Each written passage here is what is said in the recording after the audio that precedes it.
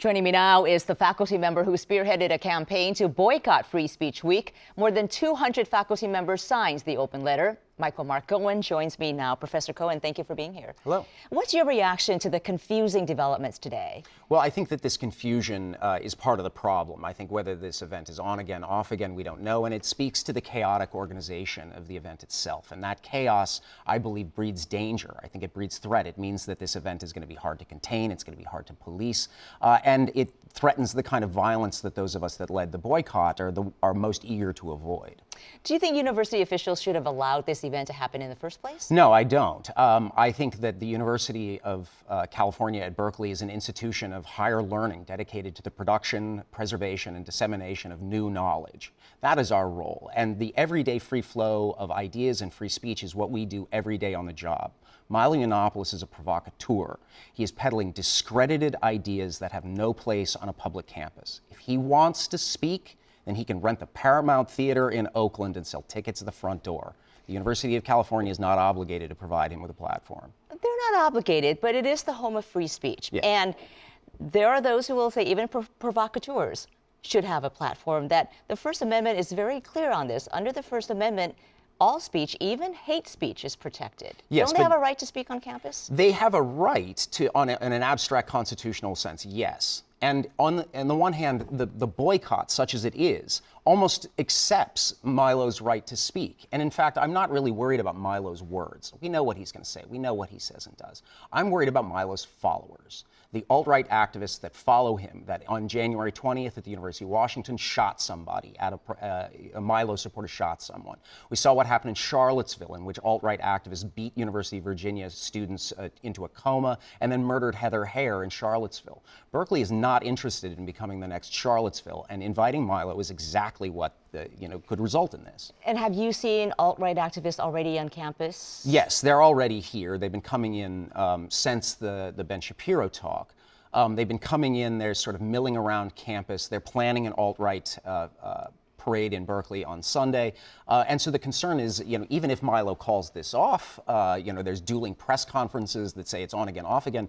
His followers are already here and they're already doing damage. And they chased you across campus at one point? A group of Proud Boys spotted me, and I think, like, I don't know that they saw me in particular. I think they saw a faculty member and took an undue interest in me. One of the issues here, though, is that Cal has become such a flashpoint, right, for the whole debate over free speech. If UC Berkeley had said no to the event, like you wish they had, don't they risk being further criticized by right-wing groups as being intolerant of conservative views and shutting down free speech? I think there are conservatives on campus. There are conservatives in the faculty. John Yoo teaches at the law school. So it's not that exactly that Berkeley is hostile to conservative speech. But this particular version of the alt-right, which I genuinely believe is a form of fascism, that is trying to invade our campus and to use the noble and enlightened liberal idea of free speech universalism, and they're using that to shoehorn their way into a public university. When, of course, we know that these people would never exchange or return free speech rights to their opponents, and will drop the precept as soon as it ceases to suit their purposes.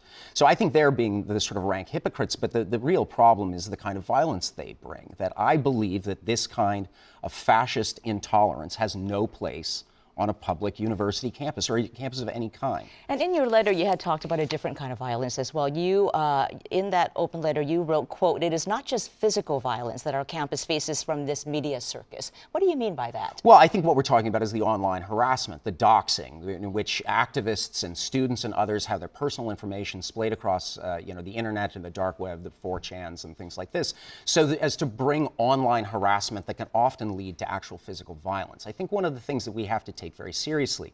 Millennials tend not to be free speech absolutists in the same way that baby boomers were, because millennials have grown up, and these are my students, right? And they've grown up in a landscape in which free speech basically means that they have to face sexist harassment on the internet every day. Cyberbullying doesn't end when you turn 18. It happens to adults too. right? And it happens to professors and intellectuals. And there's large numbers of us on the Berkeley campus and in colleges and universities across the country who show up to work every day with death threats hanging over our heads from people like this. And the university is inviting them physically to come to our campus. What do you think the university should do at this point about Free Speech Week? Well, I think it should be canceled. Absolutely. Even now? Yes, absolutely. Like, we're already seeing an increase in hate crimes on the campus, violent incidences of people being, again, harassed online, chalking on campus. There's these events are growing. They're escalating, right? This isn't going this isn't going to go away. It's going to get worse as this event gets closer. Well, university spokesman Dan Mogulof has told us that this event will go on, and the university will not be the ones to cancel it. If anyone cancels it at all, it has to be the organizing groups, and that seems to be where things stand for now.